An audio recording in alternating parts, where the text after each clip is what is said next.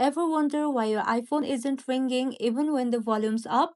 It might be stuck in silent mode. Let me show you how to turn it off. On the side of your iPhone, right above the volume buttons, there's a small switch. If you see an orange color, that means silent mode is on. Just flip it back toward the screen to turn it off. You will feel a click, and you should see a bell icon pop up confirming the sound is back on.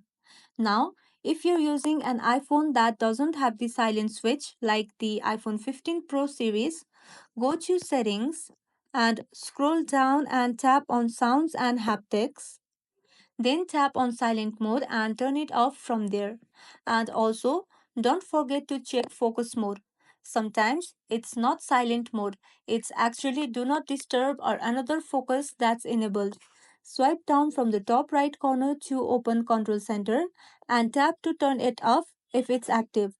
And once that's done, your iPhone should start ringing and making alerts again like normal. And if this video helped you, don't forget to like and subscribe for more iPhone tips and tricks. Thank you for watching.